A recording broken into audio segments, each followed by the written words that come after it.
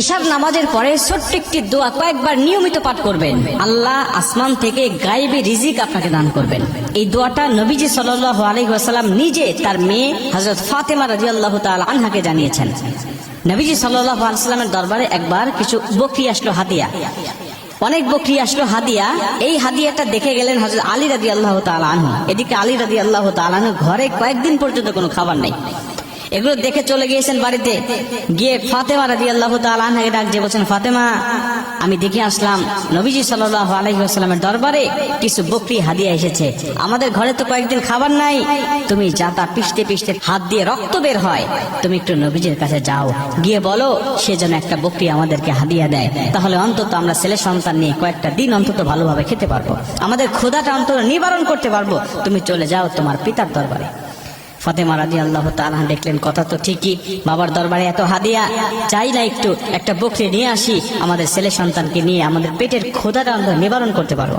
চলে গেলেন, গিয়ে বলছেন, বাবা, আমি শুনলাম আপনার দরবারে অনেক বকরি হাদিয়া এসেছে, একটা বকরি আমাদেরকে দেন, আমরা কয়েকদিন যাবত আজকে অভুক্ত অবস্থায় আছি, আমাদের সন্তান আপনার আদরের নাতি হাসান হোসেন পর্যন্ত না খেয়ে আছে, একটা বকরি হাদিয়া দেন, এটা নিয়ে আমরা একটু তাদের ক্ষুধাটা নিবারণ করতে চাই।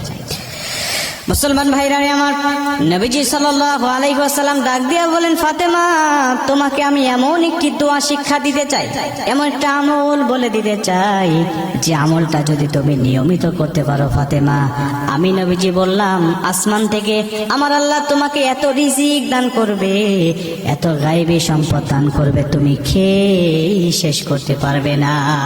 গায়েবী রিজিক আল্লাহ তোমাকে দান করবে। ফাতেমা, তুমি বলো তুমি কি নিতে চাও, বলো, বকরি নিয়ে যাবে নাকি এই দোয়াটা তুমি শিক্ষা নিবে, এই অমূল্য দোয়াটা তুমি শিক্ষা নিবে নাকি বকরি হাদিয়া নিবে, বলো। ফাতেমা ডাক দেয়া বললেন, বাবা, যদিও কয়েকদিন ধরে আমাদের বাসায় কোনো খাবার নাই, বাবা, একটা বকরি যদি আপনি হাদিয়া দেন, এটা খাইলে 2-1 দিনের মধ্যেই শেষ হয়ে যাবে, কিন্তু আপনি যদি অমূল্য সম্পদ আল্লাহ পাকের পক্ষ থেকে পাওয়ার মতো কোনো আমল বলে দেন, ওটাই তো হবে আমাদের জন্য শ্রেষ্ঠ একটা মাধ্যম, কারণ এই দোয়া, এই আমলটা, এই রিজিকটা কখনোই শেষ হবে না।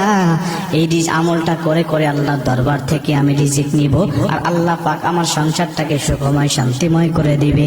নবীজিকে যখন ফাতেমা রাদিয়াল্লাহু তাআলা আনহা এই কথাটা বললেন, নবীজি সন্তুষ্ট হয়ে গেলেন। ফাতেমা রাদিয়াল্লাহু তাআলা আনহাকে নবীজি ডাক দেয়া বলেন, ফাতেমা, তুমি আসলেই বুদ্ধিমত্তার পরিচয় দিয়েছো, তুমি চলে যাও আলী রাদিয়াল্লাহু তাআলা আনহুকে নিয়ে তুমি নিয়মিত আমলটা করতে থাকো, আমি নবীজি কথা দিলাম তোমাকে আমার আল্লাহ অগণিত রিজিক দান করে দিবে, অগণিত রিজিক আল্লাহ তোমাকে দান করবে। আমলটা কি? আমলটা হলো, আল্লাহুম্মা ইয়া আউয়ালাল আউয়ালিন, ইয়া আখিরাল আখিরিন, ইয়া দাল কুওয়াতাল মাতিন, ইয়া রাহিমাল মাসাকিন, ইয়া আরহামার রাহিমিন।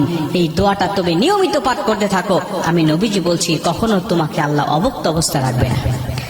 ফাতেমা রাদিয়াল্লাহু তাআলা আনহা দোয়াটা নিয়ে সন্তুষ্ট মনে নবীজি সাল্লাল্লাহু আলাইহি ওয়াসাল্লামের হুজরা ত্যাগ করলেন, নিজের হুজরার দিকে রওনা হয়ে গেলেন। আলী রাদিয়াল্লাহু তাআলা আনহু তিনি ফাতেমার দিকে চেয়ে আছেন কখন তিনি আসবেন, কারণ নবীজির দরবারে যত হাদিয়া দেখেছি অবশ্যই তিনি একটা না একটা হাদিয়া অবশ্যই ফাতেমাকে দিবেন, খালি হাতে ফেরত দিবে না। এই আশা, এই বিশ্বাস, এই ভরসা নবীজি আলী রাদিয়াল্লাহু তাআলা আনহুর ছিল। এই চিন্তা চেতনা নিয়ে তিনি পথ চেয়ে বসে আছেন, কিন্তু ফাতেমা রাদিয়াল্লাহু তাআলা আনহা খালি হাতে বাসার মধ্যে ঢুকে গেলেন। আলী রাদিয়াল্লাহু তাআলা আনহু দেখে ডাক দেয়া বলেন, ফাতেমা, কি ব্যাপার? নবীজি তোমাকে খালি হাতে ফেরত দেওয়ার তো কোনো কথা ছিল না, এত এত হাদিয়া দেখে আসলাম, এগুলো কি নবী কি করবে? তোমাকে